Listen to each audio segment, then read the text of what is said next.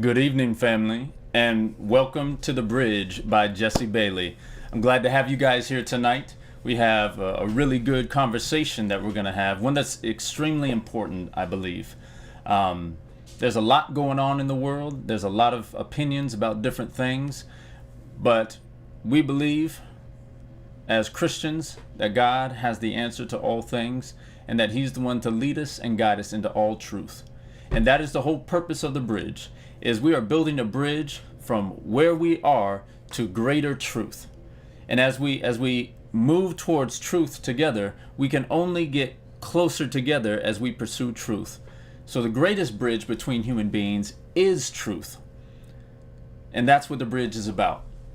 We're about being bold, which means that we proclaim the truth without fear of what people think. Balanced, that means that we consider all aspects and we make sure that we're not just holding fast to a position, but we are willing to release our position when we come in contact with a greater truth. And then also, keeping it biblical. I'm a Christian. I believe in Jesus Christ, that He is King and God, and everything that I do in my life is from a biblical perspective. Now, that is particularly important for tonight's topic because, as many of you have seen on the information that I put out today in letting you guys know about tonight's topic, as a pastor, as a leader, it's important that to me, and most importantly to the Lord, that the way we lead, the way we teach is consistent with the teachings of the Scriptures, and that in no way we open up those doors that would allow falsehood to come in. Now, while that may happen from time to time because of ignorance or just being unaware or maybe even deception, I take it very seriously what God has called me to do. I'm in a position where I communicate the truth of God through the scriptures and help lead people to a greater understanding of Him and ultimately to a greater relationship with Him so they know God for themselves in a better way. Part of my job as a pastor is to also expose deception and falsehood that would try and lead the flock of God away from the chief shepherd, Jesus, and towards something that is contrary to God. This is something that has happened from the beginning, where deceivers come in.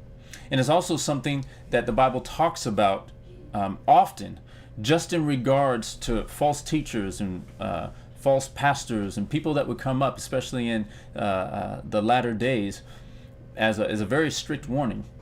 So recently, I was accused of being misguided and bringing dangerous information to the flock of God. And I'll show you I'll show you the messaging in just a little bit. But anytime something like that is said, I take it very seriously. I take it very seriously. And it's one thing if I have a personal conversation with someone and they feel that I'm wrong, and I appreciate that. I do not think I know everything, nor do I believe I'm perfect by any means. But I'm in process just like everyone else. So I welcome the opportunities to be challenged so that I can grow and become better. One, as a son to the Lord, to a better as a husband and a father, but also better as a pastor, so I can be better to the people that God has put in my care during my time here on earth, and so long as they choose that. So it's a very important thing. Now, the context of the talk tonight is, should Christians be supporting Trump? Now, I want to qualify that real quick as being an important topic, and I'll speak to you on why it's related to the accusation of misleading people in just a moment. But the reason it's important is not because we need to make sure that any one particular person becomes the president of the United States. In all honesty, the Lord of all creation is sovereign, and He knows our end from the beginning. So He already knows. And this is us just walking out what the Lord has already done. So that is not of the greatest concerns, who's going to be in the Oval Office. Even though for us now in the temporal, it is an important thing for us to think about and consider, because it makes a major impact on the direction of our nation, both morally, economically, socially, civilly. It has an impact. So it is important. But the most important thing isn't who you voted for so much as it is why you voted for them. Because the whole point here is that we're able to discern truth. There is great deception that the Bible talks about. There are those who hold fast to truth, and those who have an altered truth that they sincerely believe is true. And we have to be able to discern what's true and what's false. So in order to discern that, we have to first understand that there are things that are true, and there are things that are false. And these aren't subjective things where we just get to choose arbitrarily what is true and what is false as it relates to our life and what's convenient to us. These are universal truths. Truth being the very facts of reality and of a situation, or even our very lives. So the ability to discern truth is really the topic here tonight. Can we discern when we are in the presence of truth versus being in the presence of something that is false? Even if it is a slightly altered truth, it is still false. And the reason this is a big deal is because our relationship with God is based on a truth. And if someone can come in and get us to believe something that is different than what is actually true, we are in danger of the greatest deception of all, to believe that we are worshiping God, only to hear, "I never knew you." There's no greater deception than to think that you're worshiping God, but you're not. And the Bible speaks clearly about that. So I just wanted to speak that as a framework for our discussion tonight on whether a Christian should be voting for Trump. Now, I need to back up just a little bit, and I want to share the context of the conversation that kind of brought this about. I have a friend, a brother in the Lord, a former member of the church, who has different views than me. And I appreciate different views. It helps me to see clearer on issues, whether I get stronger in what I believe, or I move towards a different understanding of what is actually true. I appreciate that, and I always welcome it. And this particular person has been a wonderful sparring partner. We've had several conversations over the phone and several conversations on social media, going back and forth and trying to discern truth. So I love this person very dearly. However, there was a pattern that I saw of this individual approaching people that were members of the flock, on social media particularly, and women particularly. And as a shepherd, I'm very protective of the flock, and I'm very protective of God's daughters especially. And there were some things that were being said, and I wouldn't always get involved. But however, in this case, there was a direct attack on me and the leadership of Legacy Family Church, where I have the privilege of serving as lead pastor. So I want to share that with you real quick, just so we have some context to what we're talking about tonight. And I've ghosted out the names. I'm not going to be bringing up names. I don't want to do that. This isn't about shaming anybody. This is about understanding truth.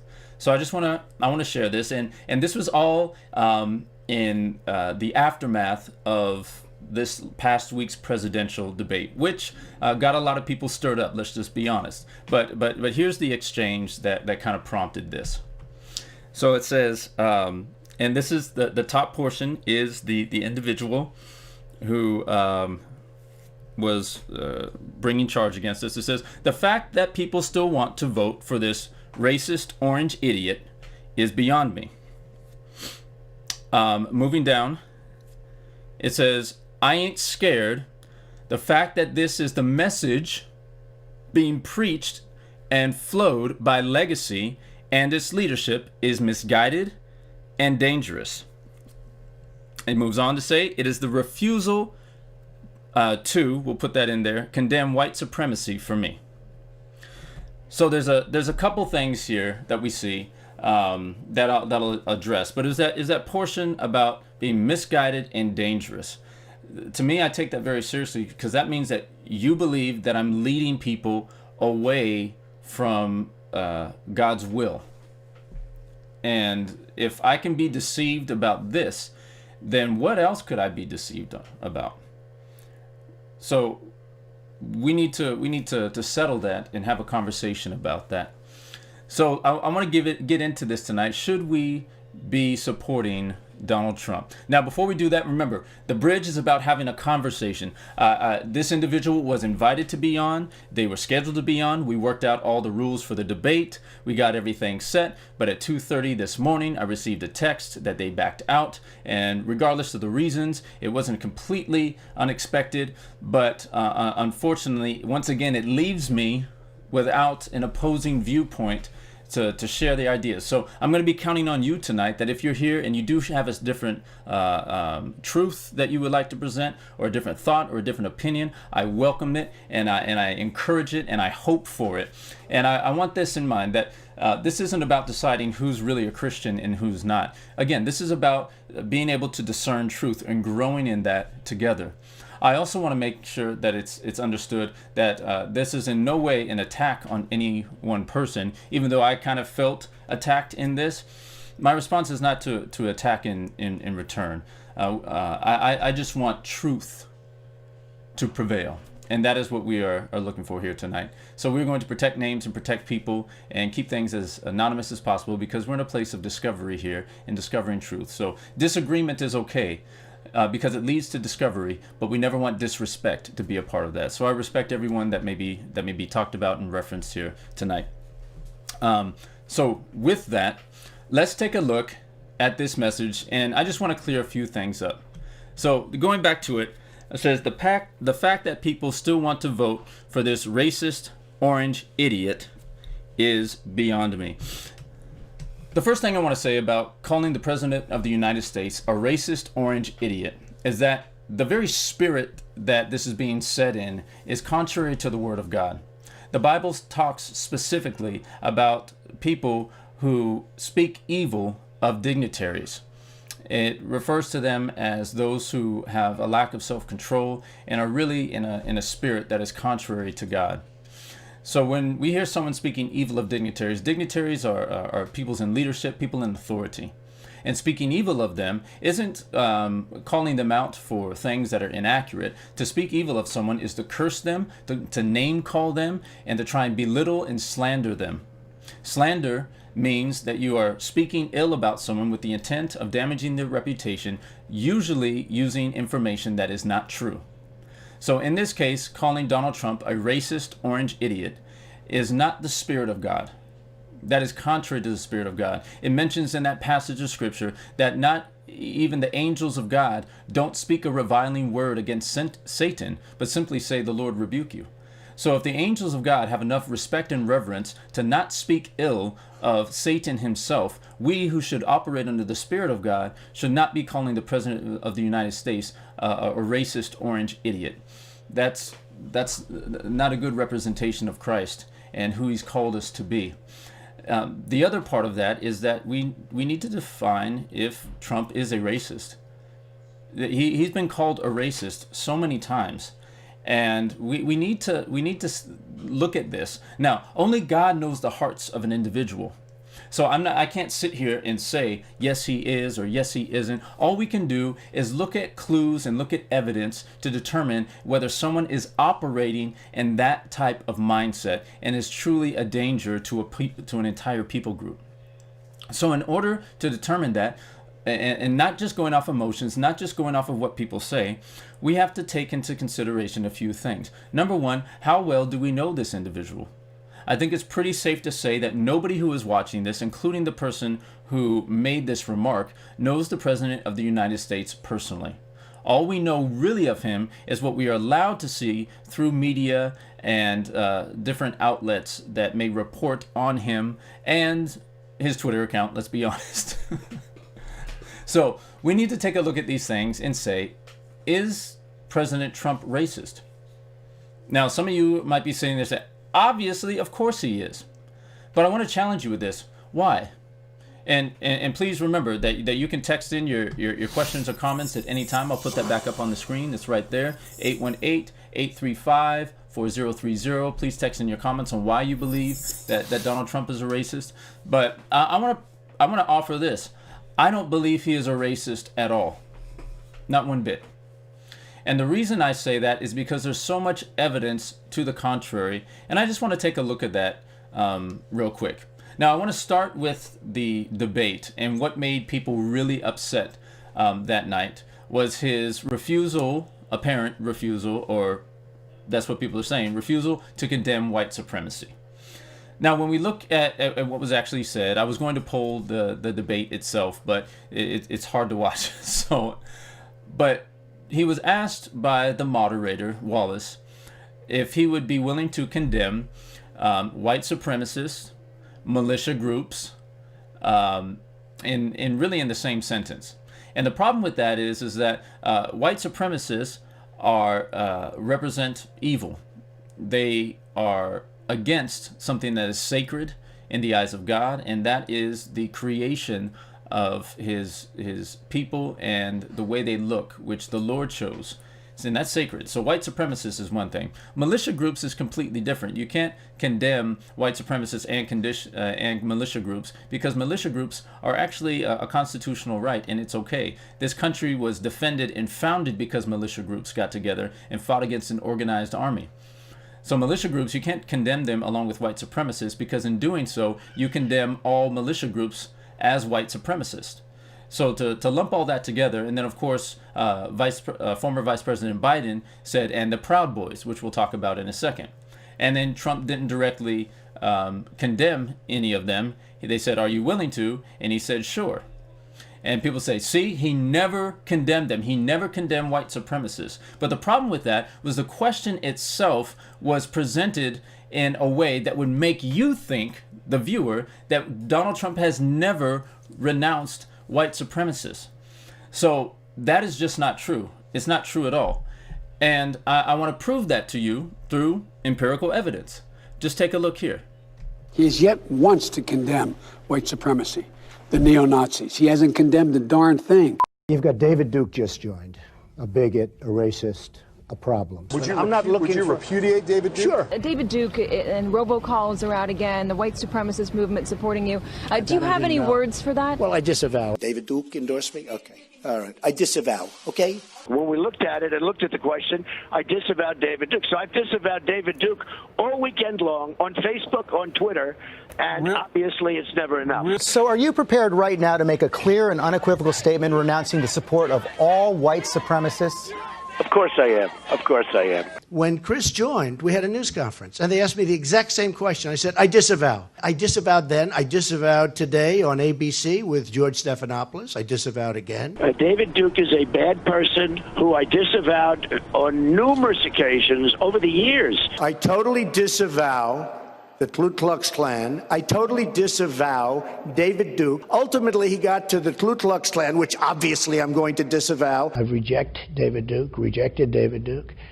I've rejected the KKK, the Ku Klux Klan. David Duke is saying to his supporters and followers, vote for Donald Trump. White supremacists are saying, vote. Do you want those votes? No, I don't want them, and I don't want him to say it. And you don't want the supporters? No, I don't want anything. What do you think of white supremacists, by the way? I don't like any group of hate. David Duke announced his Senate candidacy, claiming your agenda. Are you ready before you ask the question? Newt Gingrich said every Republican should repudiate this guy no matter what it takes. And I do. Rebuked. Is that okay? Rebuked. Rebuked. Done. Done. Do you want white supremacists to vote for you? No, I don't at all. Not at all. His campaign is denouncing a show of support from the KKK's official newspaper, as in the Ku Klux Klan. In the same New York Times interview, he denounced white supremacists. He denounced the neo-Nazis who support him. Racism is evil, and those who cause violence in its name are criminals and thugs, including the KKK. Neo-Nazis, white supremacists. And you had people, and I'm not talking about the neo-Nazis and the white nationalists, because they should be condemned totally. I spoke out forcefully against hatred, bigotry, and violence, and strongly condemned the neo-Nazis, the white supremacists, and the KKK. President Donald Trump signed a congressional joint resolution that condemns white supremacy, neo-Nazis, and other hate groups. In one voice, our nation must condemn racism, bigotry, and white supremacy. Any group of hate, I don't like it. Any group of hate, I am, whether it's white supremacy, whether it's any other kind of supremacy, whether it's Antifa, whether it's any group of hate, I am very concerned about it, and I'll do something about it.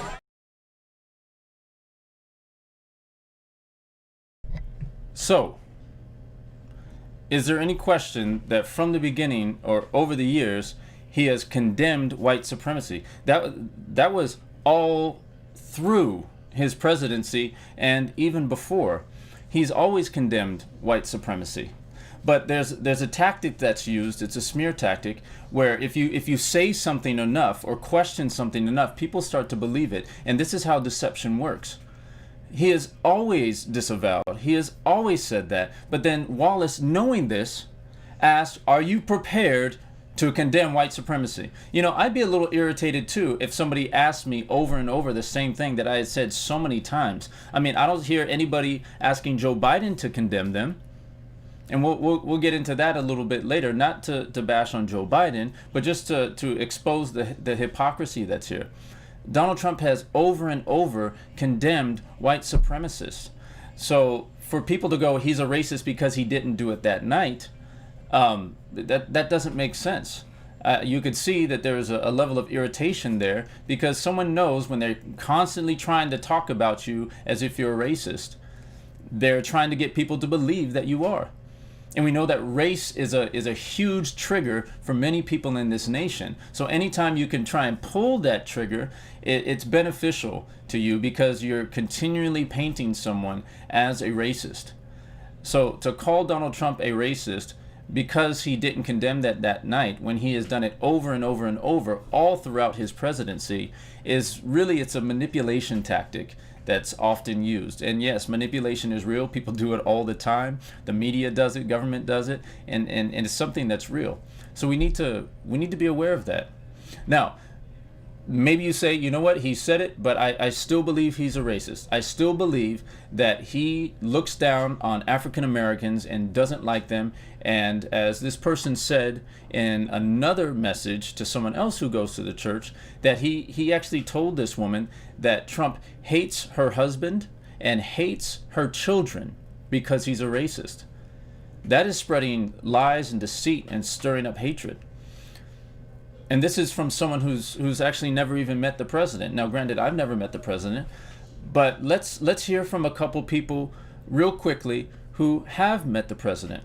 The first clip we're going to see is a man by the name of Jack Brewer, former professional athlete, registered Democrat, a man of God, and a speaker at the Republican National Convention this year. I just want to show a short clip of what this Democrat, who knows Trump personally, had to say.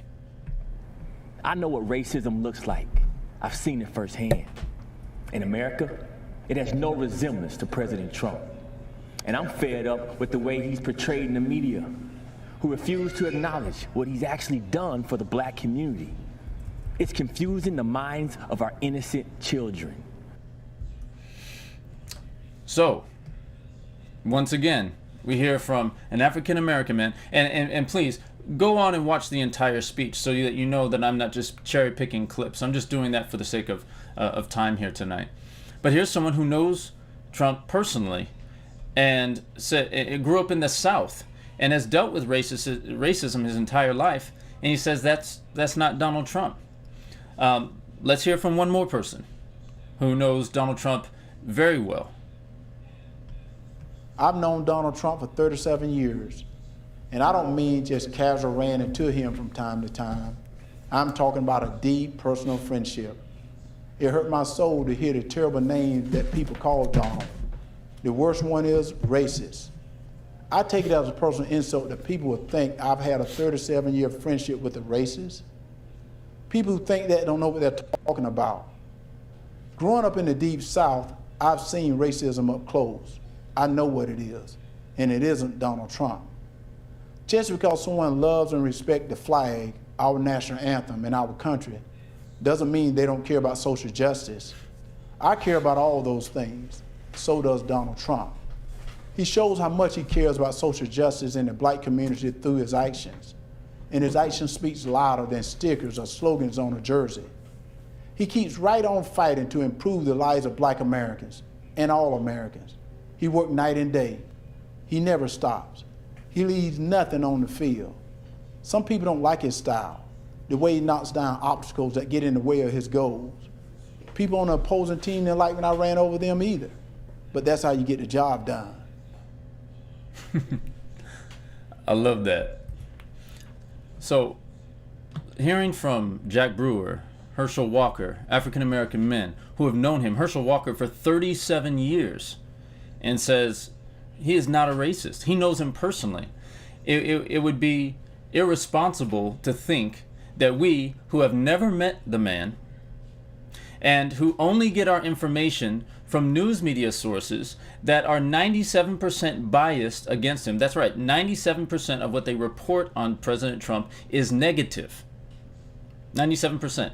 So that's where we get our information from, and then we're going to formulate our opinion about him, and we think that we know better than people that have actually spent time with him and worked with him personally and had decades-long friendships with him. Just another point. If he was a racist, do racists date the people they hate? That would be an interesting thing. But in 2001, President Trump dated a woman by the name of Kara Young. And when she was asked, she said, "I never heard him say a disparaging comment towards any race." So these are people who know him intimately. And we are basing our opinions on him being a racist off of what the media very often is just twisting. And I want to make something very clear here. My goal here is not to defend Trump. My goal here is really to discern truth. not trying to defend Trump. I'm trying to discern truth. If someone is lying about someone and slandering them, it's important for us to know that, especially when they're trying to get us to feel a certain way so that they can produce a certain result. There's no evidence that he is a racist, and everyone who knows him, even Democrats, speak the opposite in most cases. So I doubt he's a racist at all. This is a man who has dated people of another race, who has great long friendships with people of other races, and also has done, just factually speaking, more for the black community than really any other president since Abraham Lincoln and the Emancipation Proclamation. And there's evidence of that that you can just look at. I'll give you just a couple of examples. As we all know, the black unemployment rate has dramatically dropped under the leadership of President Trump. And the reason that it's dropped dramatically is because his trade deals and tax breaks have made it economical and beneficial for companies to come back to the United States and hire people. So they are setting up factories again, and they're hiring people in these areas to come in and work. So we saw an increase of over 1 million jobs under President Trump's leadership in the black community. You don't make those types of efforts when you don't like a particular people.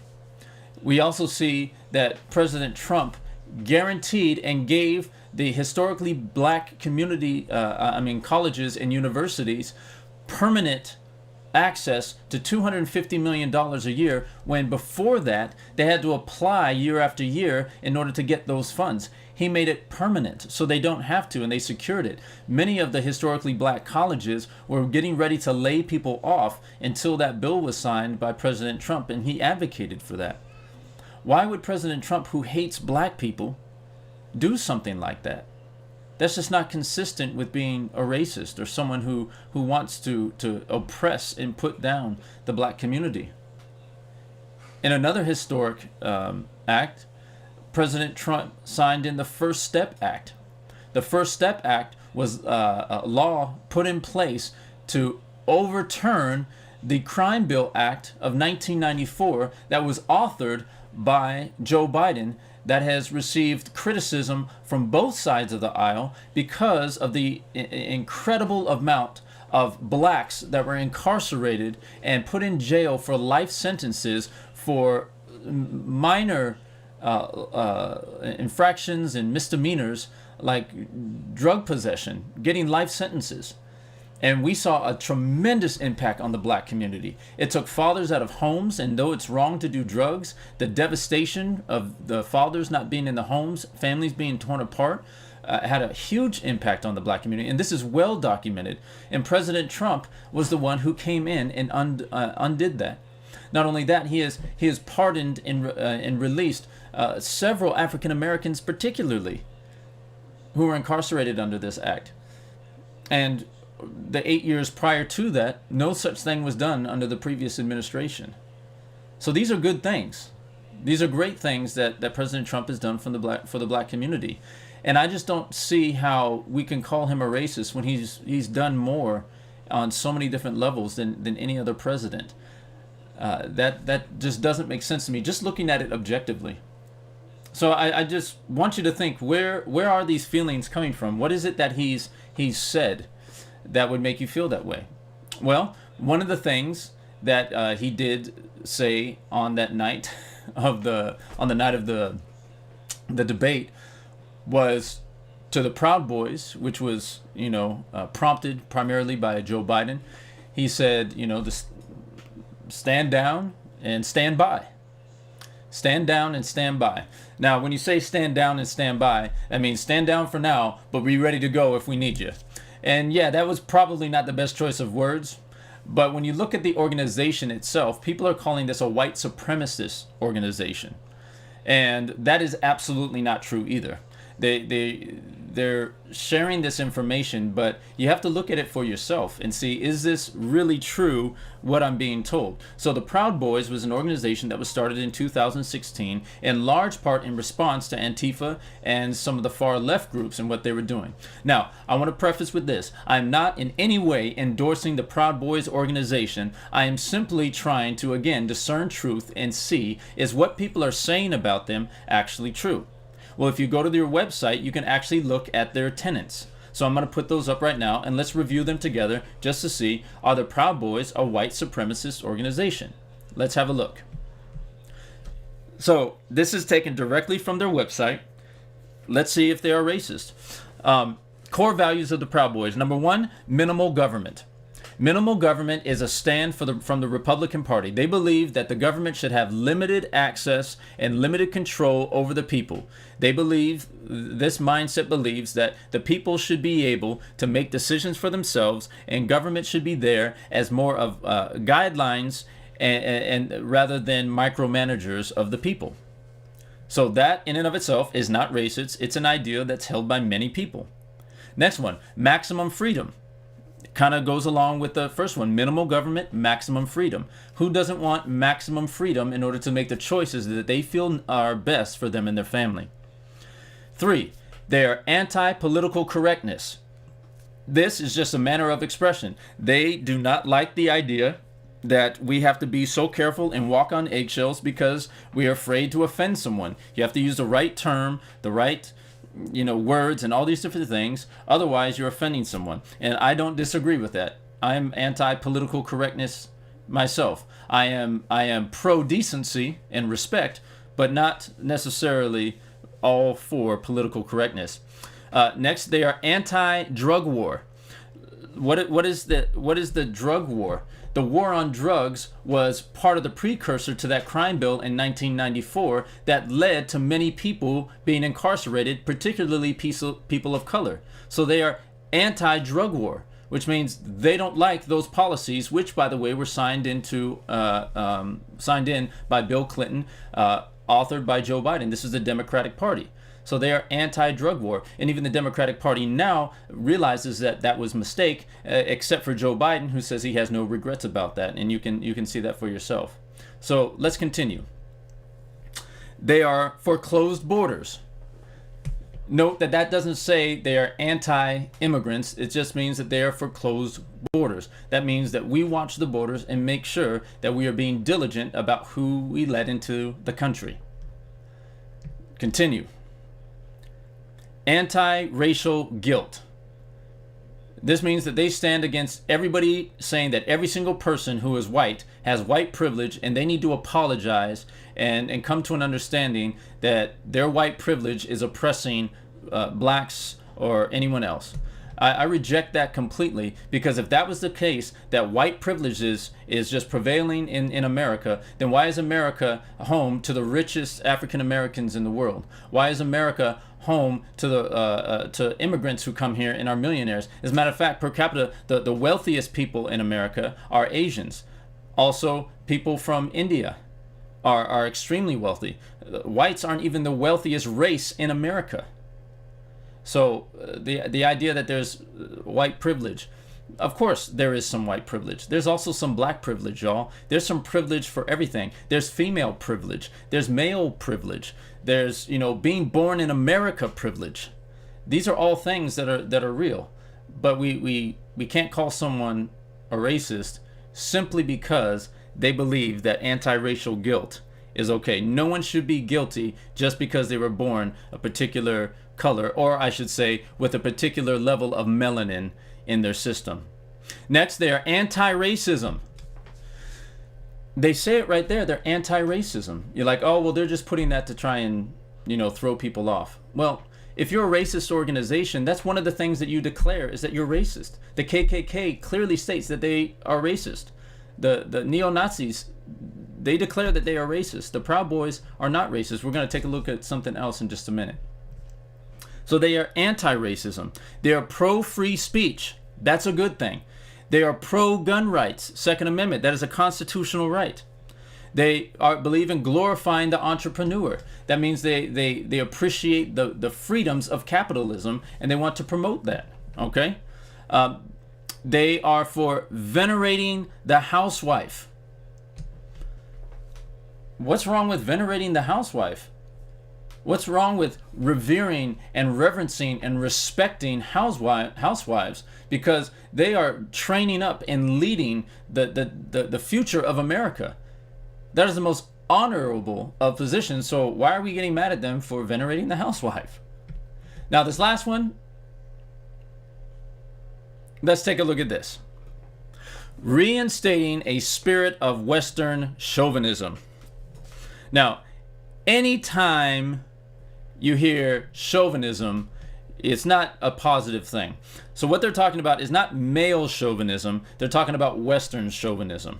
And what that means is that they believe that our Western culture should not make apologies for being a great nation and for spearheading many great things. Now, this is not to negate the many atrocities and mistakes that we made along the way, but at the end of the day, we have to acknowledge that the United States of America has done a good thing for the world on several different stages, from economic help to helping bring peace to several places in the world. And not only that, but the Constitution of the United States is the most mimicked government document in the history of the world.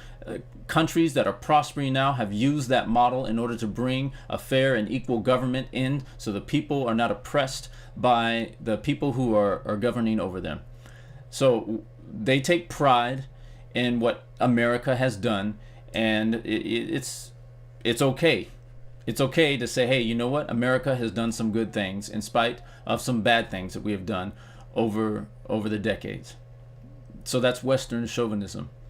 Finally, let's look at their statement here. It says, though these are our central tenets, all that is required to become a Proud Boy is that a man declare he is a Western chauvinist who refuses to apologize for creating the modern world. We do not discriminate based upon race or sexual orientation or preference.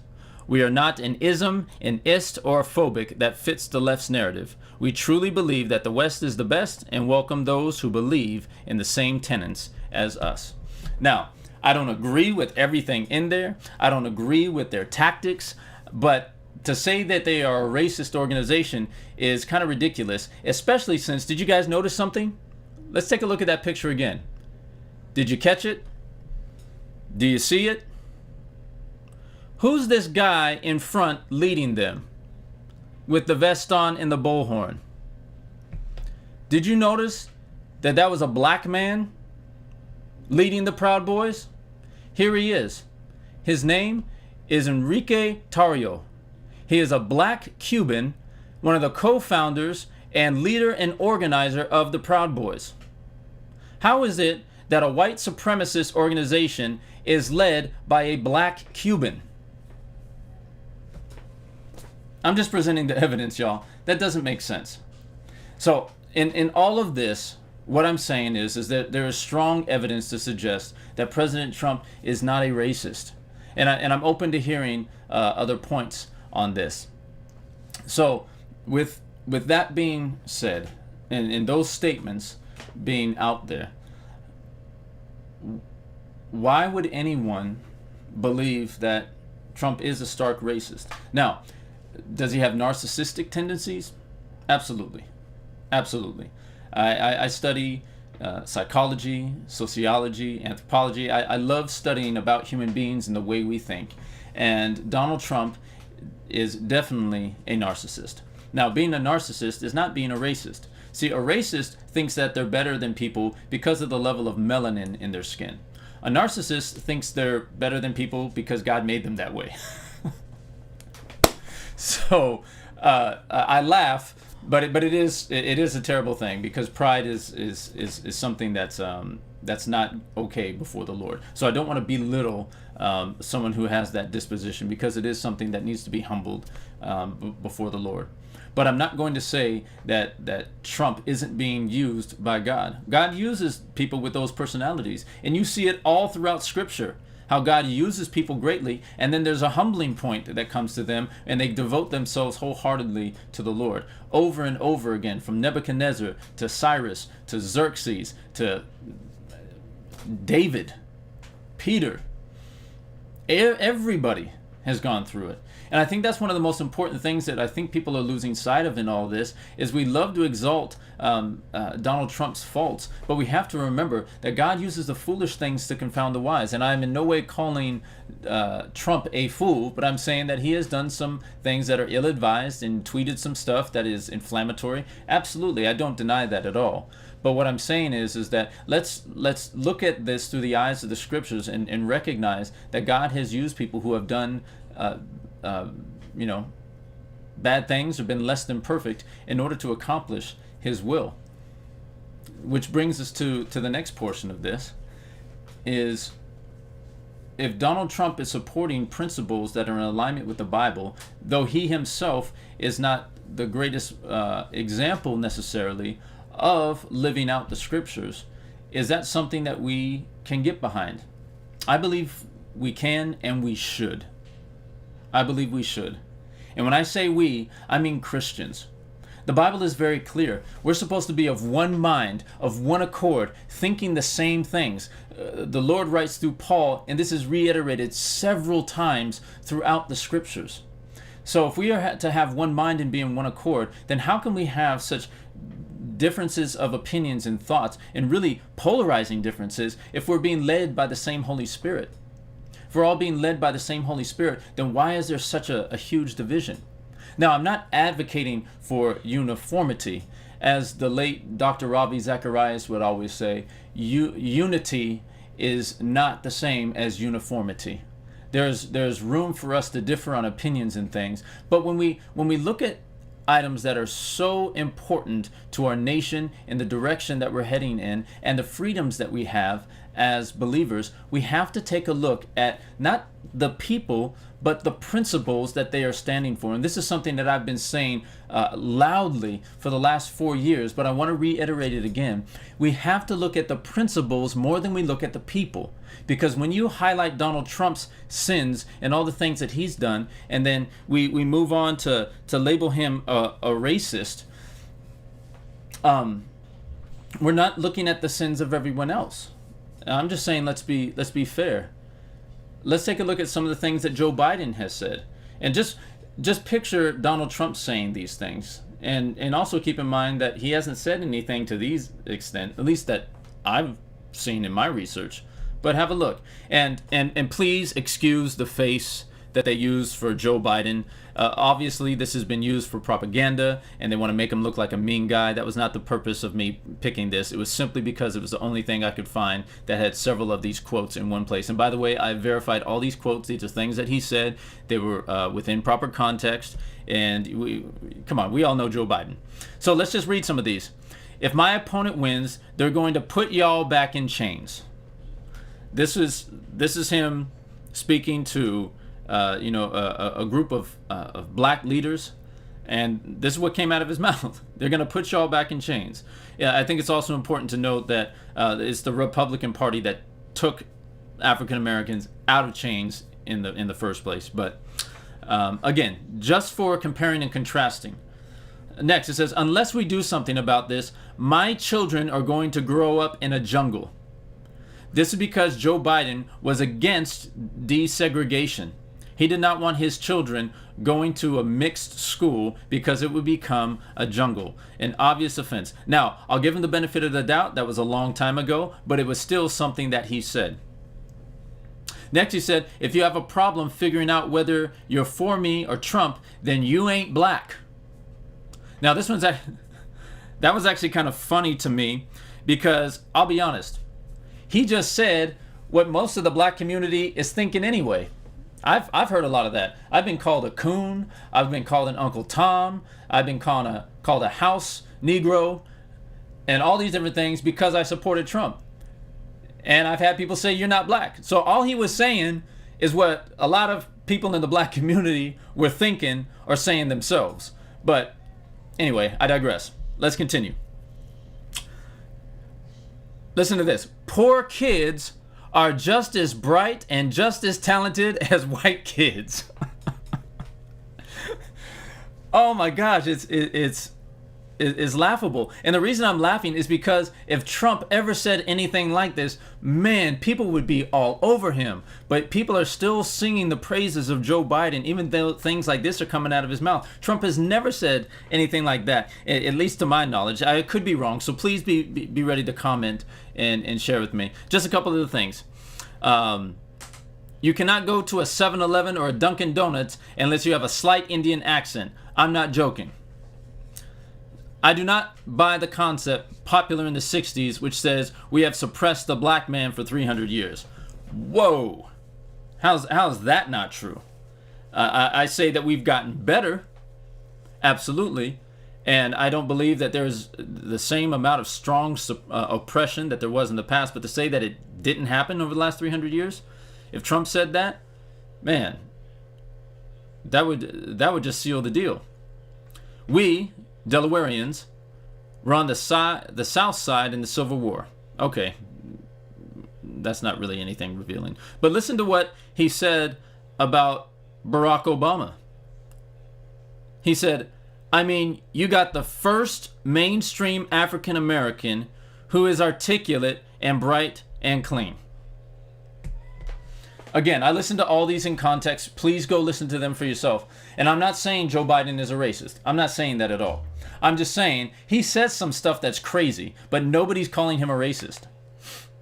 No one's calling him a racist. And yet we have Trump, who has met with more black leaders than any other president. And you can go back to the 80s and 90s and look at what he's done for the black community. His work with Jesse Jackson. He's being awarded by the black community for the work that he's done. There was even a group of 10 black entrepreneurs that came to Trump for a loan. And not only did he give them the loan, but when they came back to pay it back, he looked at them and said, how are your businesses doing? They said they're doing well. He said, good. Keep the money and go be successful. If he is a racist, then I think we need many more racists like Donald Trump. And I'm just being honest. I don't see that. Now, let me take a step back again. We're talking about principles here. Principles versus personality. Donald Trump is my president, not my pastor. And there are different guidelines. And while I wish everybody did have the demeanor and poise, confidence and calm that Barack Obama had, that's just not how everyone's built. But some people are built in certain ways. And the Bible says that, where the ox is, the trough is not clean. Yet much increase comes by the strength of an ox. Last week I shared about an individual who could cook like nobody's business. This guy could make anything in the world, and it was amazing. This person cooked steak, he cooked cabbage, he cooked gumbo, he cooked everything. Everything. But when he was done, my kitchen was such a mess. Oh my goodness, it was a mess. But I was willing to clean up the mess because that didn't compare to the great feast that I had when he was done. And I think when we look at somebody like Donald Trump and other personalities, yes, he's got a lot of quirks. But in the last 3.5 years, he has been able to accomplish so many things and get so much done under so much persecution. If he didn't have that personality, he would be done. God allows people to have these quirks. So there's a quirk, and then there's a great offset to that. I mean, the man has been nominated for 3 Nobel Peace Prizes. I mean, that's phenomenal. And you're averaging, a Nobel Peace Prize nomination a year in the presidency. That's pretty significant. And again, I'm not trying to defend Trump so much as I'm trying to defend the truth. We need to take a look at what's actually happening here, because my concern is that if we could be this divided, then that means that somebody is being this deceived. And it's either me or those who are against what I'm saying. Only one of us can be right. And it's not okay to just say, well, you have your beliefs and I have my beliefs. No, we're supposed to be of one mind and of one accord. How can Christ be divided like this over something political? I think that we need to come together and really take a look at what's going on. Somebody's being deceived. And I'm laying out what I've seen and what I discern. And I need to know because I don't want to be leading anyone wrong. I'm very active in talking about politics, despite what the country and the world tell us to keep them separate. The Bible makes no such claim. The Bible should speak into every area of our life, from our marriages to our children, to our finances, and yes, to our politics. The Bible should speak into all that. So I take that seriously. And I don't want to misguide or lead anyone into a dangerous situation. Again, I wish there was an opposing voice here to show me the error of my way, but I'm having a hard time seeing it with the evidence that's presented in front of me. So we uphold principle over a personality. The principles are the most important thing, family. What are the policies? What are the principles that each party stands for? And again, neither party has it all together, but there are some basic foundational things that are dear to the Lord's heart, and we have to look at how each party treats those things. And I'm going to take two. And yes, I am cherry picking these two, and it's not because there's nothing else to say. It's because these are the most telling. When God created us and put us in the garden, He gave us a commandment to be fruitful and multiply, to fill the earth and subdue it. He says in the book of Psalms that children are a heritage from the Lord. The blessing, the fruit of the womb is a reward. Blessed is the man whose quiver is full. There is no doubt that the Lord holds children in a high value in His heart and precious in His sight because of their innocence, their purity, their newness. The Lord spoke to Jeremiah and said, before you were formed in your mother's womb, I knew you and called you as a prophet to the nations. In Psalms, He says that you knew me when I was wrought in the inner parts and that you formed and knit me together. Children are important. The Bible even says, Jesus said, if anyone was to lead one of these astray or to harm one of these little ones, it would be better for a millstone to be tied around your neck and to be cast into the sea. So when we look at God's first proclamation, He gave us life. And then now there is a party who wants to promote death. They are promoting the murder of children in the womb. This is outrageous. As I sit here and even just say those things, can you believe that? That we're okay? It has been normalized to the point where we not only pay for but celebrate. They have abortion parties. Girls go online and say, hey, I just got my abortion, and they having a party because they just murdered a child, an innocent life, sacrificed on the altar of convenience, just as those in the Old Testament worshipped Moloch and took the fruit of their sexual immorality and burned their children in the fire. Now we are ripping them apart in the womb and selling them. Brothers and sisters, when did this become normal? Why am I hearing Christians defend this and say it's okay, we just need to find a better way? It is not okay. It is a great evil. Abortion is a great evil. To think that you go inside to what should be the safest place on the planet for a child in its mother's womb, and they are just in there innocent, trusting that the uterus and everything that is carrying them is a safe place to be, and then out of nowhere an foreign object comes into their safe place and literally rips them limb from limb and out of there, and we think it's okay, and we are voting for people who are not only making this legal, but exalting it, even to the point now where we have digressed, and now you can kill the child once they've been born, as long as the doctor and the mother are in agreement about it. That is evil. Evil. Why on earth would we vote or support anyone that goes against the very first blessing that God gave us, life? And I challenge anyone, and I know I'm getting hot about this, but I am hot about this. I challenge anyone who calls himself a Christian that wants to defend this to come on this show and let's talk about this face to face. Let me hear the word of God come out of your mouth that justifies the murder of a child. Let me hear that from you. Let me hear you say that Jesus would be sitting there patting the doctor on the back as he reaches into the woman and rips out that child and says, well done, good and faithful servant. Let me hear the scriptures that justify that. And we pass this off as if it's no big deal. And now we have a president who is finally in position to put people in the justice seat that can actually overturn this great evil and put us back on a path towards God. And we want to call him a racist and get him out of office because he doesn't know how to control his tongue. Family, that makes no sense to me. Please tell me how I'm wrong.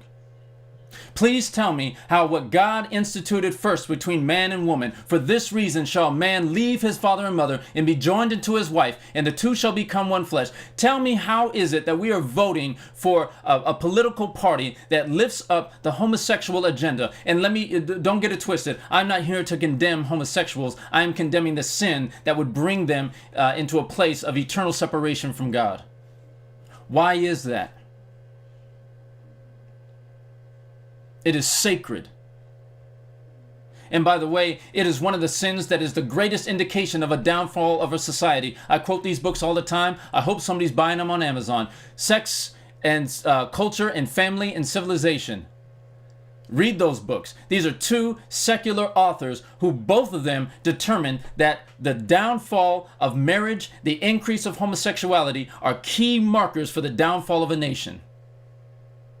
And we are exalting these things that God calls an abomination. And again, I'm not here to condemn a person who may be struggling with that. God loves you. He wants to be your everything and to help you through that. But the bottom line is that it is a sin. And if you embrace that, then you are rejecting God. And that has eternal ramifications. Why are we exalting a political party and people who represent that? And the list goes on, family. Those are two basic things. Well, that's all Christians talk about. All you talk about is that. Because they're important. If you can't get that a child in the womb is precious and should be protected, if you don't understand that marriage is between a man and a woman as ordained by God, if you can't see that there are two and only two genders that were created by God and ordained to be a representation of the oneness that he desires with us here on earth, then brothers and sisters, I'm going to tell you right now, you are not hearing from God. And I know that that is a bold declaration, but I say it with all love, and I want to let you know that it is nothing but love that I'm speaking to you with right now. God loves you, and he has put people like me on this earth to tell you the truth, because everybody else is trying to be politically correct and just blow smoke and try and make you feel like everything is okay. No, we have an amazing God who wants better for you than you want for yourself.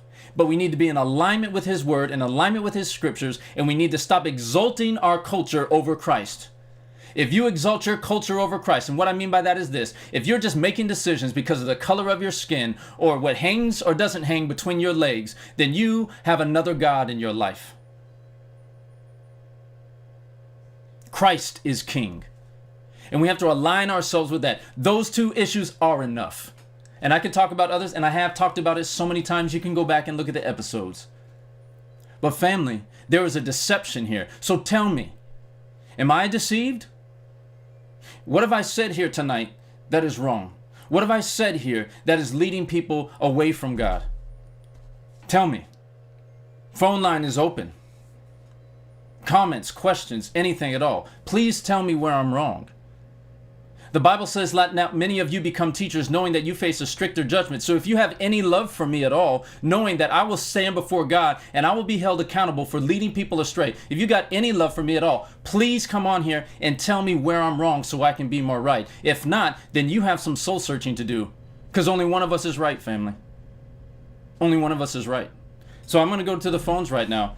Please, I pray that there's some opposition out there that can correct me and tell me that I'm wrong here. Let's see.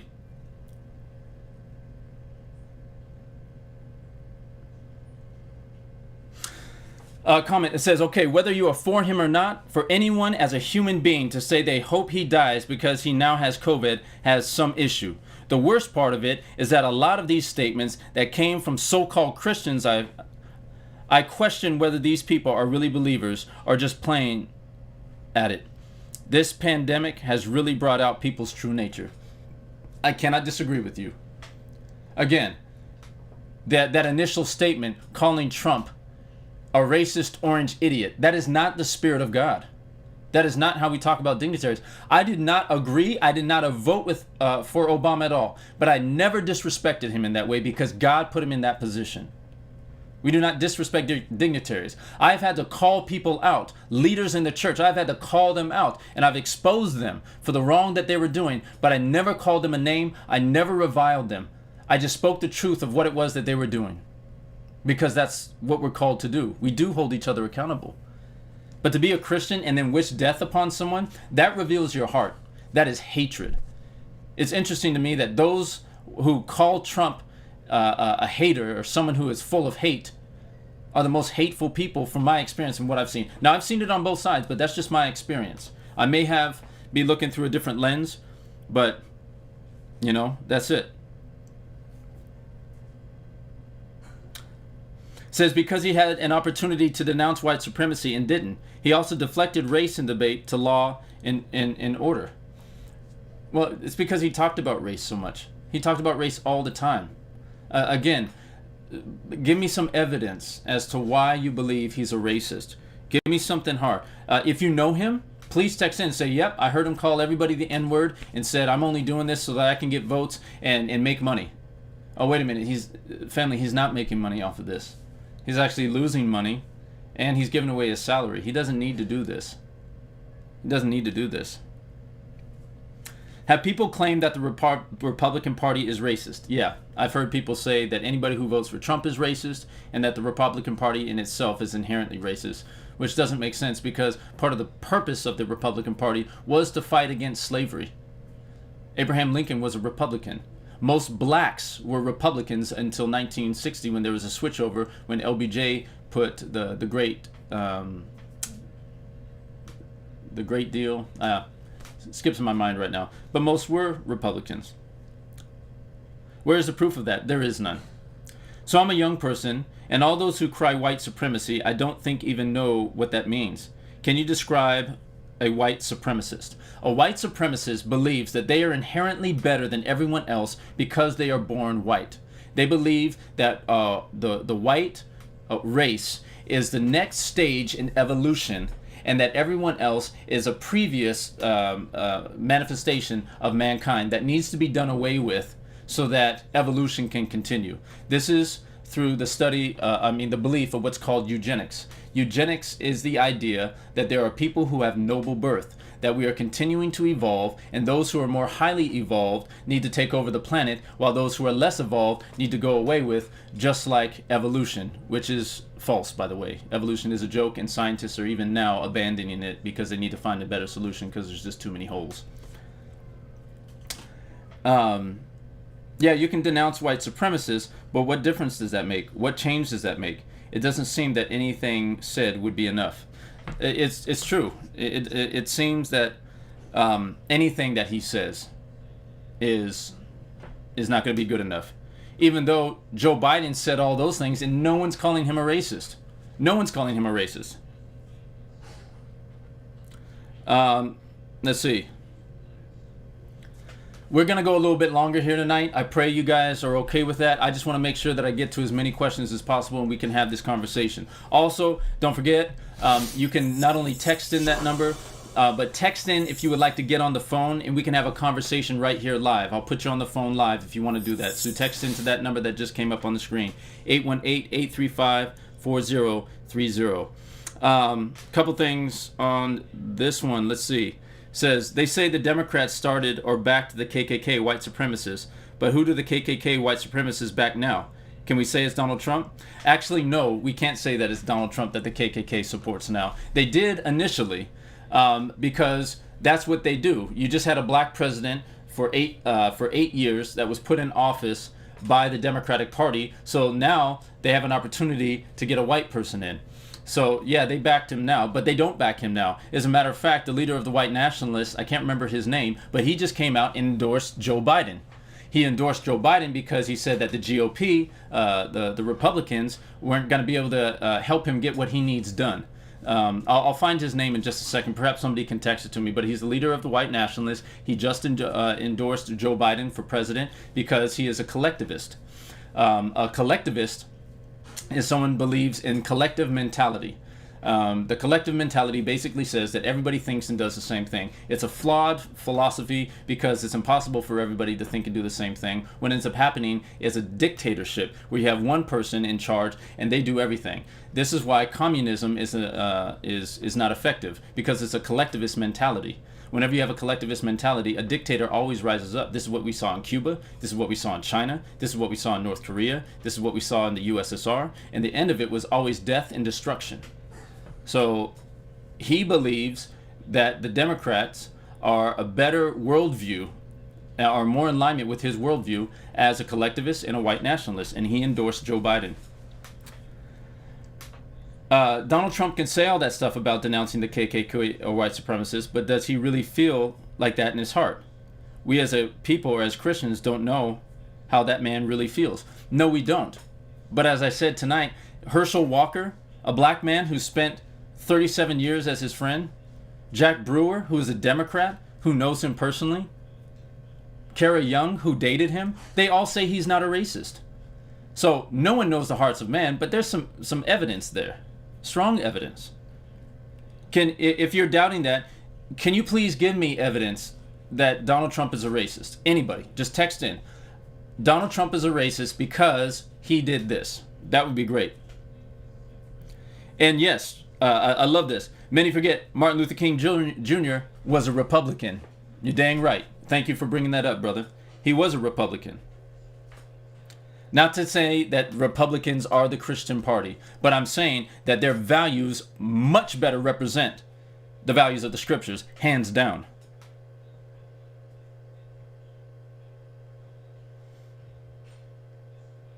How do we know these people weren't paid off to say these things? Why should we take their word to the bank? You know, every time we hear somebody coming out and endorsing someone, it's all about they're getting paid.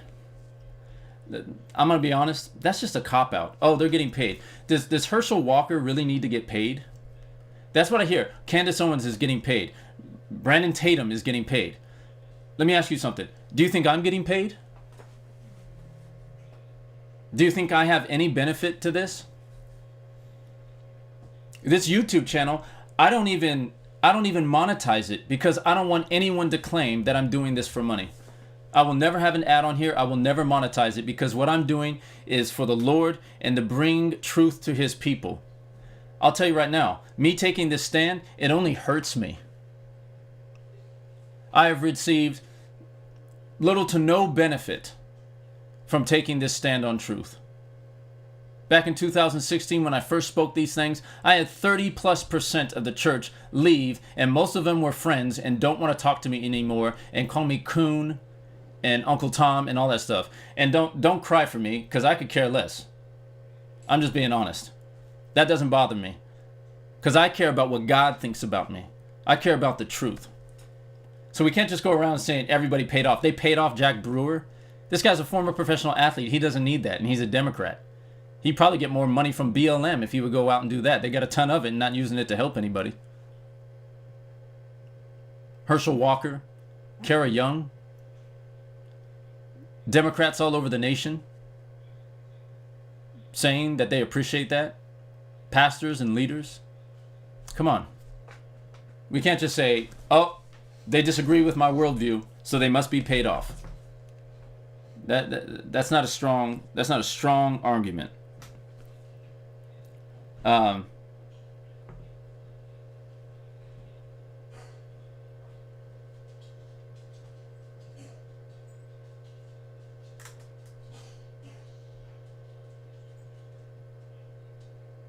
Says this is causing such a dissension.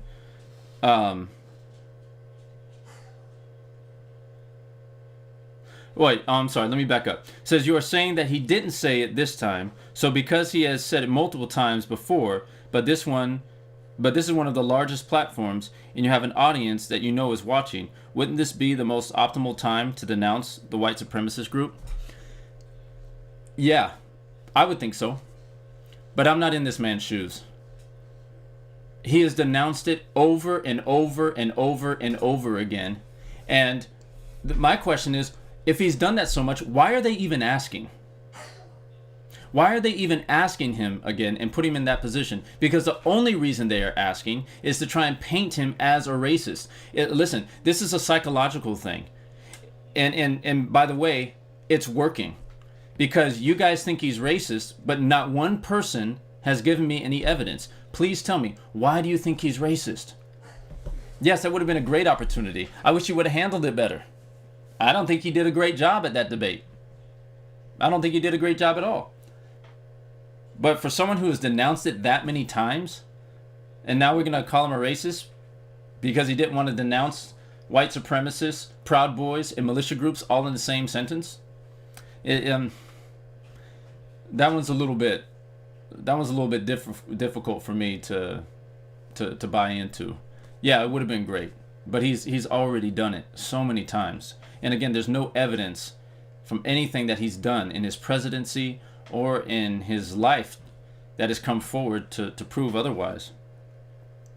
It says, this is causing such a dissension between the body of Christ, and it hurts my heart.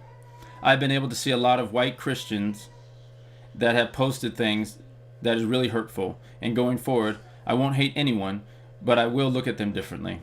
And trust me, I understand that. We haven't seen people at their best. But there is a lot of dissension. There is a lot of division. Because when times like this happen, we get to see what people are really about. And it doesn't mean that the body of Christ is divided. It means that we're getting to see who's really a part of the body of Christ. Is culture your God or is Christ your God? When you get squeezed, what's in there comes out. And that's what we're seeing right now. So I understand that. But remember, Christ did not come to unite, but to divide. To separate the sheep from the goats, the wheat from the tares. That is part of his job. The real deal from the fakes. And this is what's happening. So we need to choose carefully who we decide to follow.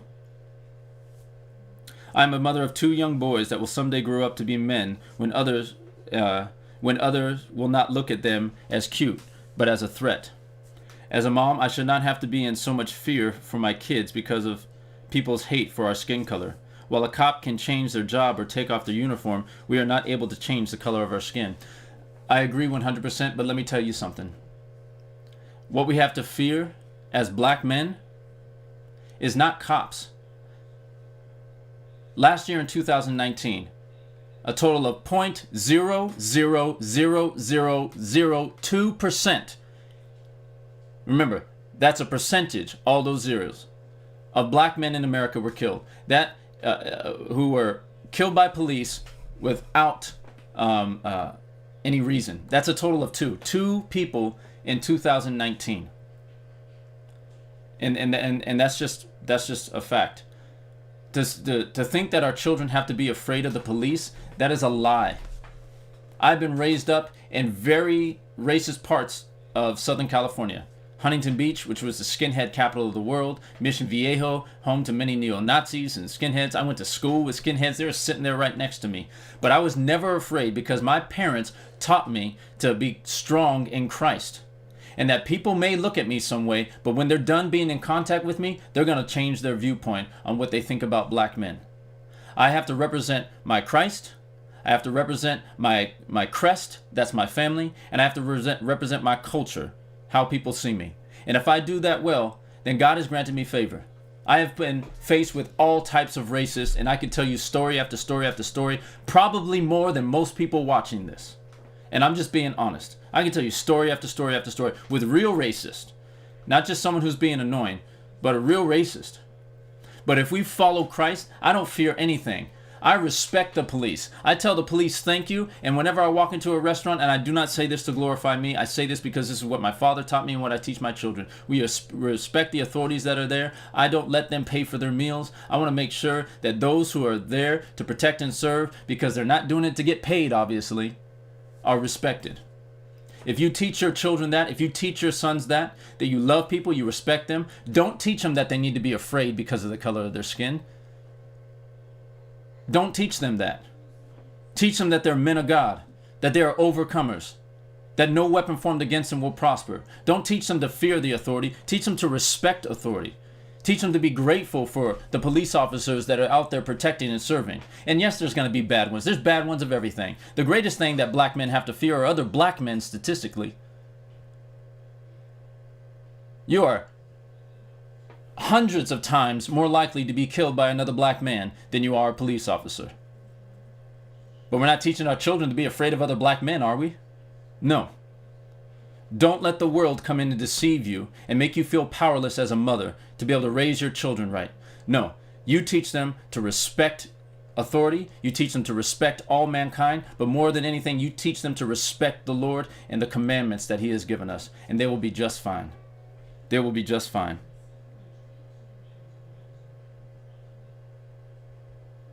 I will never have such a debate online because I think these are conversations to have in person. But I will say right now, it's a heart issue and I'm struggling. I hope we can have a conversation soon. You know what? I would love to have that conversation. And unfortunately, because of this day and age, I have to have these conversations because these are teaching moments and there's a great deception. The enemy is very loud and bold about declaring falsehood. I need to be loud and bold about declaring the truth.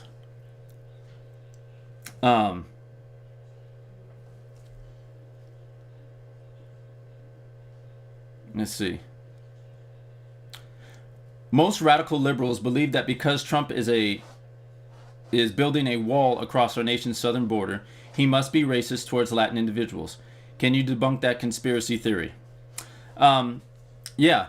First of all, according to Telemundo, 66% of all people Latinos and Hispanics who watched the debate were in favor of Trump and believe that he won.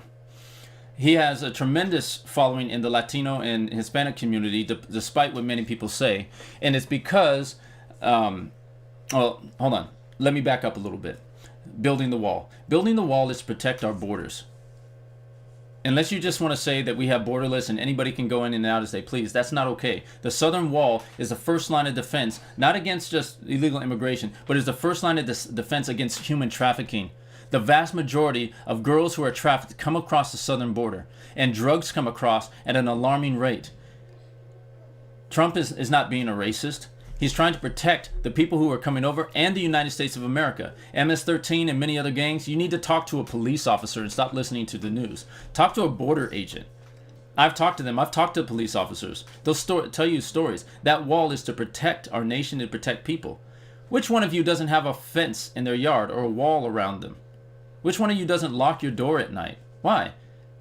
Most of the people that ever come into your house are good people. As a matter of fact, have you ever been broken into? I mean, some of you might have. But for the vast majority of us, we haven't experienced that in our life. But we still have the walls up. Why? Because there's a threat.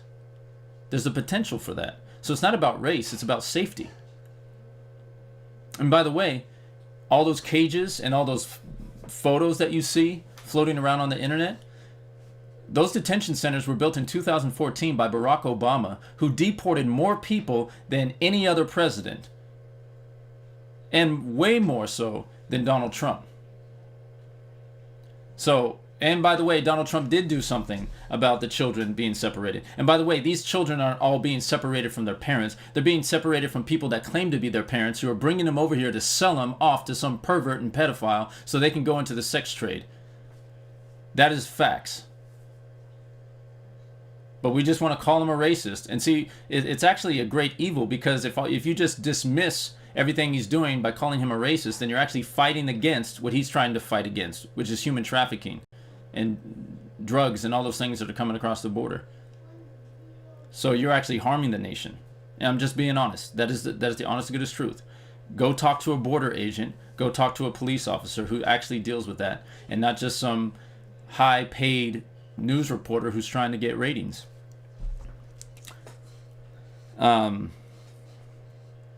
And look, y'all, I know I'm getting passionate, but don't mistake my passion for pride, and please don't mistake my passion for anger. I am angry at sin, I'm angry at deception, and I'm being assertive because I love you, and I want so badly for us to understand and know the truth. And I know I don't expect people to change overnight. I don't expect you to just be like, well, Pastor Jesse said, so I guess it's true. No, I just want to open up your eyes to the possibility that you might have been lied to. You might have been lied to. Let's see. White privilege isn't about wealth. It's about being trusted more, warranted by what? The color of their skin. Okay, let's talk about white privilege and people trusting white people more. Can we be honest here? One of the problems that we have as human beings, and it's just a human thing, is we always point the blame outward and we never look at ourselves. One of the first things we do as human beings is look to protect ourselves. It's part of our self-preservation. We want to preserve self. Part of preserving self is preserving reputation. It's avoiding personal responsibility and blaming others. It happened in the garden. Adam did it. He blamed Eve. Eve blamed the snake. And now we continue to blame each other. But the reverse of that is taking responsibility. That is what Christ showed us. Christ was not at all at fault, but he took full responsibility for all sin. We need to take full responsibility for ourselves. So with that being said, let me speak. The African American community in Los Angeles makes up about 9% of the population. However, they commit 44% of all violent crimes.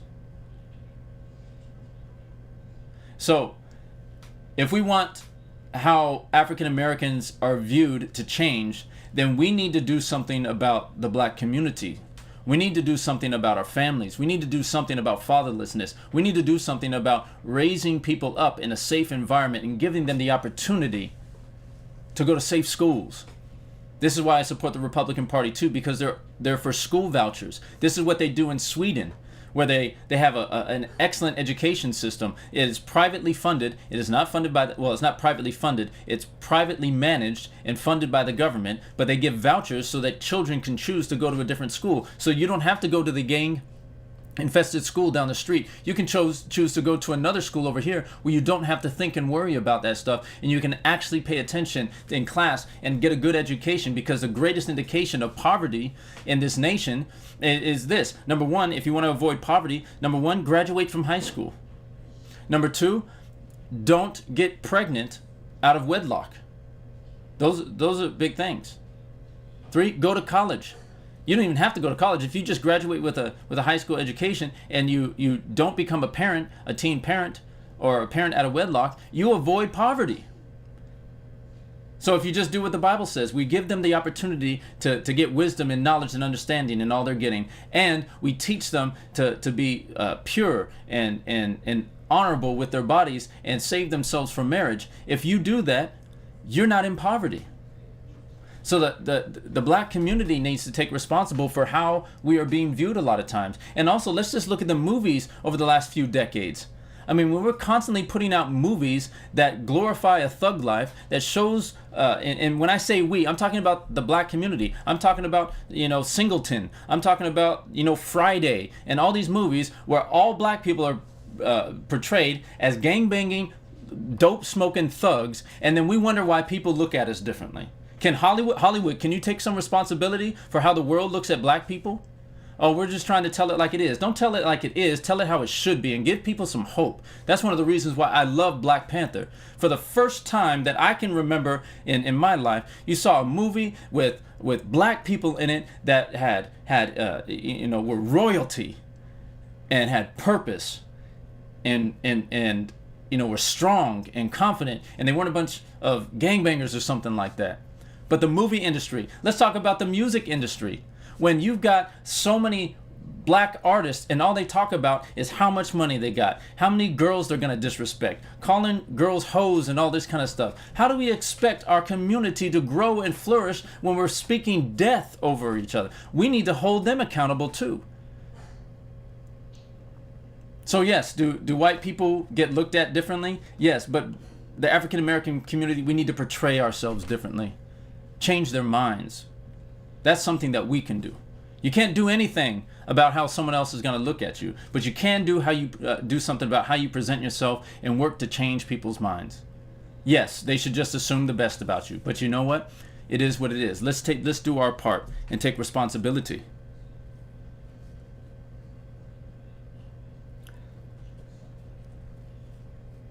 Let's see. The left and most of Hollywood don't want Trump in because he's bringing down their pedophiles, satanic worship, sex trafficking, etc. You know what? I've heard some things about that. There's no solid evidence that I've seen. I hope it's true. But for so much hate to come at this guy, when you look at it, he really hasn't done anything bad or wrong except for maybe some ill-advised tweets. it does make you wonder. So, it does make you wonder.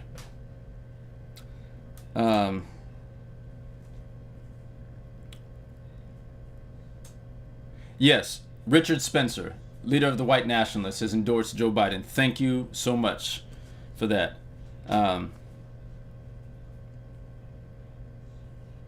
Oh, the names of the books that I mentioned earlier about the downfall of society. Let me grab them real quick. Hold on. You guys see, this is actually my office. It's not just a set. There's one here.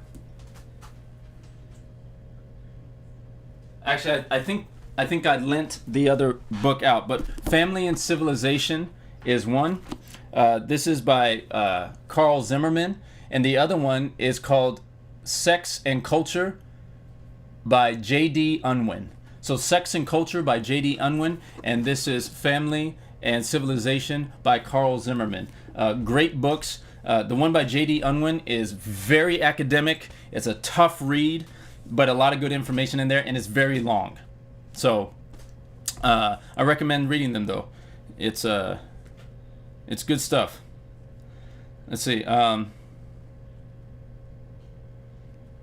we got a lot here.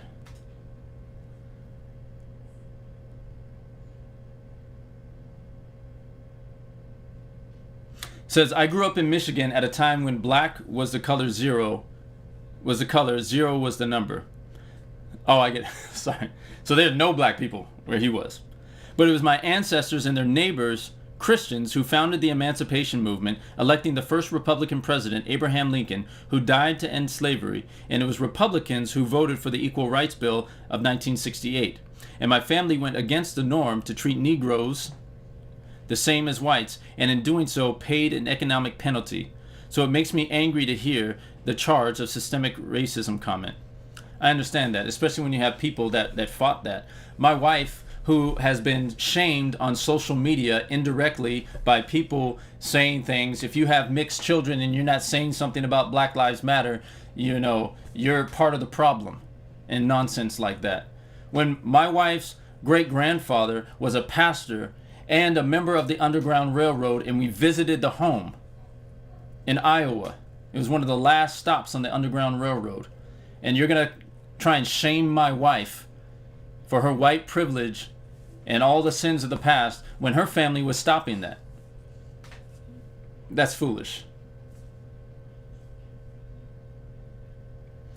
Also, at the debate, when he responded to Wallace's question, Trump said, sure, expressing obvious frustration. Amen. Hey, look, y'all, we're going to keep going. We're going to keep going here.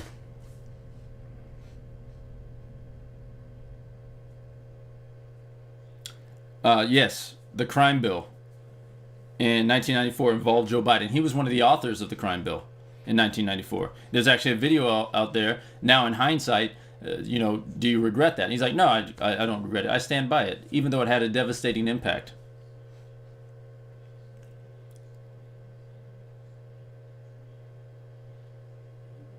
Joe Biden spoke at KK member Mr. Byrd's funeral. Yes, and called him a mentor and friend. Former member of the KKK, the Grand Cyclops of the KKK, Joe Biden spoke at it.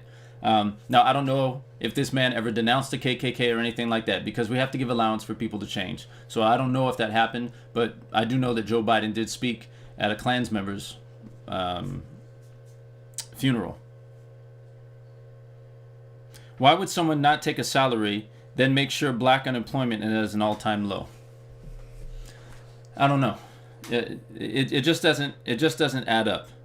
It just doesn't add up, family.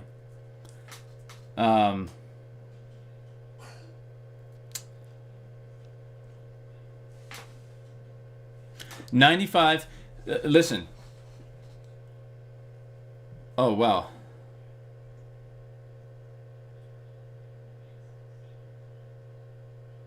Yeah. Says, also keeping in mind, Biden called black men super predators during his crime bill era and voted against desegregation, and said, I don't want my kids to grow up in a racial jungle. That was confirmed by Snopes.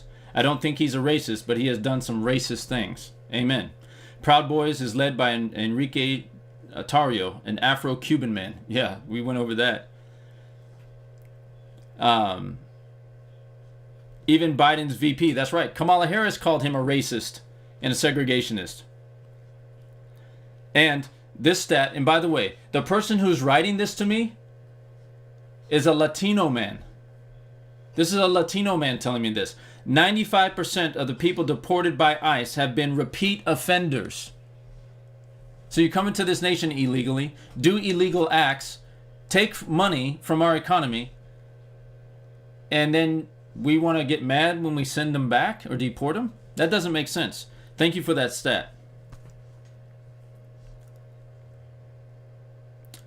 This one says, I understand that abortion is wrong, but if a child or a woman is raped and becomes pregnant, why should she have to bear that child? Well, that only happens in 0.001% of all abortions. 0.001%. So let's make a deal. If you tell me, if you can admit that the first 99.998% of abortions are wrong, then I'll give you that. But see, the problem is that that's not what anyone's going to say. So that becomes an excuse, not a valid point.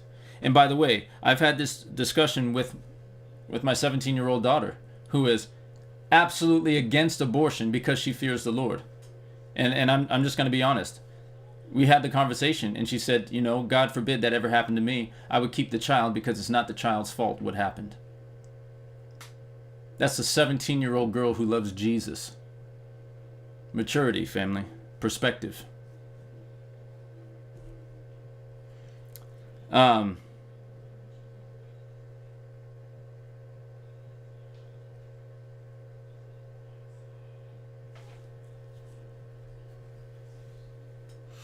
Says, I thank God that you're, I thank God that your growing up black in Orange County was favorable and God has favor on you as a black man.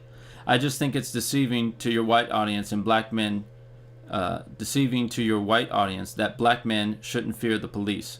I have witnessed so many innocent black men being harassed, belittled, and scared out of their pants, falsely arrested, beaten by the police for no particular reason, even in front of their own children. Do you know how hard that is for a child to see their father being treated in a derogatory way? Truly you are blessed, but realistically, I have to teach my son a different set of rules than other kids. I ditto what the mother of two black sons have said. And listen, I don't deny that those things have happened. And look, I've worked with police. I know a lot of police officers. And let's be honest, there are some bullies out there. There are some bullies. But I'll go back to this. I've never had a problem, and I've been in all types of places. I've been stopped by the police here in the Valley. I've been stopped by the police down in Orange County. I've been stopped by the police in the back hills of Arizona, where you really think you need to be concerned. But I have found that as long as I am respectful, even if they put me on the curb, even if they do those things, I can be a good example. Now, as far as being beaten and all those things, man, those are real experiences. And we hate that happens. But we need to understand, that is not the norm. That is not what's normal. The cops don't beat people every day.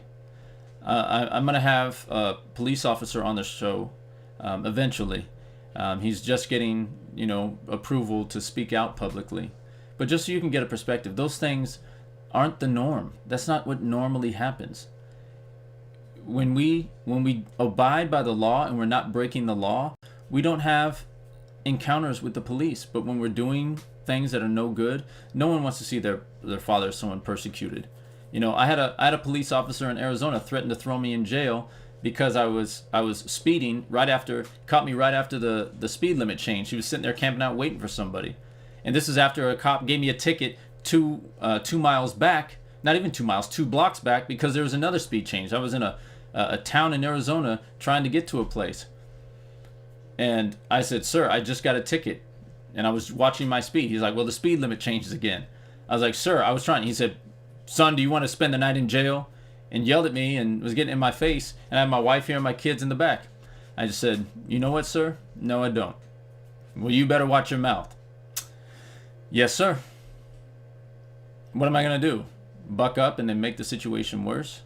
No, it was not a favorable situation. But it didn't have to escalate. It didn't have to escalate. And I think that's the most important thing. Most of these situations that we see on the news, they don't have to get to that place.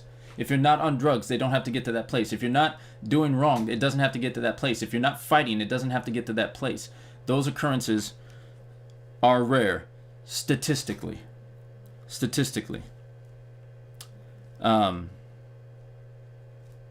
What about the videos of Joe Biden talking about kids touching his hairy legs and playing on his lap?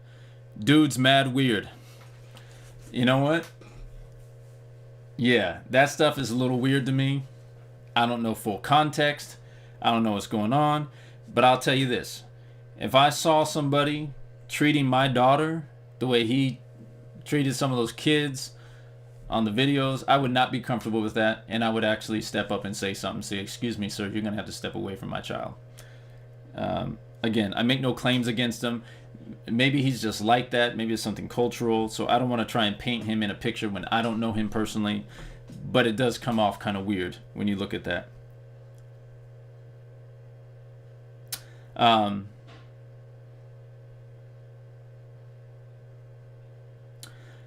One problem may be that individuals have taken certain supposed choices Trump made, such as being cautious when renting to blacks, and say he must be racist.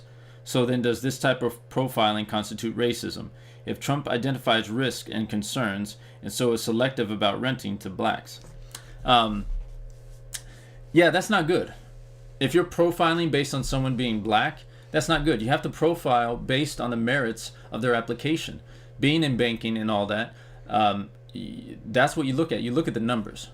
Now, let's be fair. In certain areas, and I believe the situation that you're talking about, the demographic at that time, we had most blacks in the low income area, and when you're a businessman, you know, you're trying to make money and you want to look at your risks. And when you look at demographics like that, where a certain particular demographic is not credit worthy in large part, then you can make a generalization as a businessman and do that. I don't think that's right, though. I think you need to be open to everyone. To say, yeah, be cautious about black people, even though the stats and the demographics might be a certain way, you can't do that. Every application has to be evaluated on its own merits. And when you make a decision outside of that, that's bad ethics, and bad ethics leads to bad business. So yeah, that's bad form on that. But as a business person, I can understand why they would use certain numbers and demographics to come up with a blanket solution like that. But bad form, absolutely. I think it was more of a business decision than a racial decision.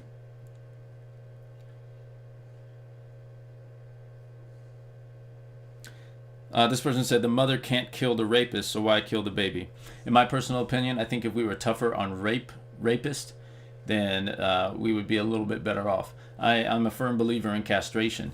You know, if you kill somebody and you abuse your ability to be free because now you're a danger to people, then we take away your freedom. If you abuse the gift of sexual intimacy and you rape someone, then I think castration is in order.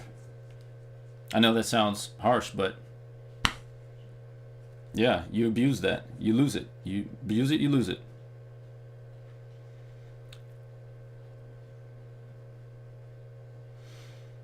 I'm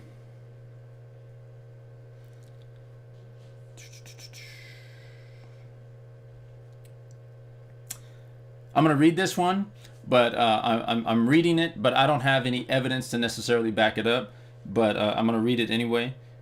It says, George Soros, who is a former Nazi, is funding Black Lives Matter, whose goal is to degrade the nuclear family.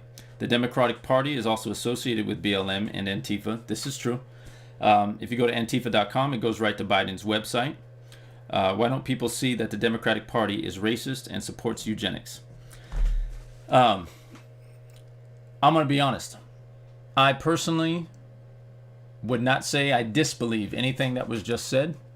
I don't have any hardcore paper documents to trail to that, but it wouldn't surprise me. And you know, I'm just very cautious with the Democratic Party. If you can say that it's okay to murder a child in the womb, and you can't discern that there's only two genders, I can't trust anything you say. I really can't. If you can't discern just the basic things in life like that, then why would I trust you with my taxes?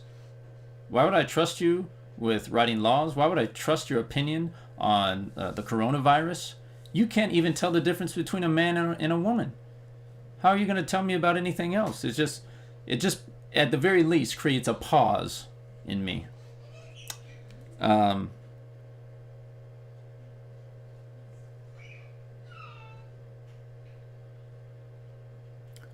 Yeah, imagine if we treated black people like we treat police officers, i.e., if one is bad, they are all bad. True. But let's be honest. There are people who do treat black people like that. They do treat black people as if one's bad, all are bad. So yeah, that is a reality that people deal with. 60% of cops in LA are non-white. Most incidents where cops get into an altercation are caused by someone who is high or engaged in criminal activities. Well said. I can't wait till I have an opportunity to have this police officer on and talk about that. So family, I wanna bring it in a little bit because it is getting a little bit late, and I want to be respectful of people's times. Listen, I didn't hear from anyone that could tell me anything to really refute what was said. There was no evidence presented, and the person who was going to be on, there's no doubt in my mind that they canceled because they're a very smart person and they realized that there was going to be nothing to be said. So am I leading people astray? Again, if I am, please someone tell me. I understand that our feelings are there. I understand we got high emotions because we have experienced things personally. Yes, racism is real, y'all. Discrimination is real. Violence is real. It's all real. But when we look at our nation, when we look at the very principles that we're looking at, again, assuming that all have sinned and fallen short of the glory of God. Donald Trump is a sinner who has fallen short of the glory of God. Joe Biden is a sinner that has fallen short of the glory of God. Mike Pence is a sinner that has fallen short of the glory of God. Kamala Harris is a sinner that has fallen short of the glory of God. Let's just allow that to be equal. Let's just put it aside. What's left are the principles that are there. And I stand firmly that the policies and principles that the Republican Party is seeking to advance are more in line with Scripture. And I challenge anyone to disagree with me on that and to have that conversation with me, whether in private or in public. Either way, I'm open to that. But I don't see any way that what I'm preaching or saying is in contrast to the Scriptures or the will of God. And I haven't even brought up prophetic evidence of why I'm voting. We'll just leave it as it is. Family, look, I love you. I don't do anything for any other reason than the fact that I love people. I don't want to gain anything. I have nothing to gain. Like I said, I only have to lose. I've lost friends. I've lost a lot of stuff. Now, with that being said, don't cry for me because I've also gained friends. I've made wonderful friends because we share a similar worldview and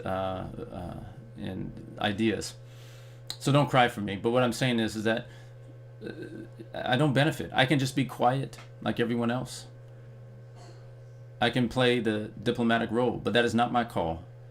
My call is to speak the truth in love. So I pray that tonight you were blessed by the conversation, and I am open to having many more. And by the way, I welcome those who are Christians who support abortion, Christians who are Democrats, Christians who think that Trump is racist. I do invite that conversation. I realize that this forum isn't for everyone to get on here and talk. That's an uncomfortable thing, and I realize that. the person that was supposed to be on the show with me, this is something that they're very familiar with, which is why I invited them on, is because they're very familiar, and they also made an accusation. But yet again, no one to step forward. So if you don't have the confidence to step forward, then why should I have the confidence to believe anything that you're saying? Again, in love. God bless you guys. Till I see you again, keep it bold, keep it balanced, and keep it biblical. God bless you, and be well.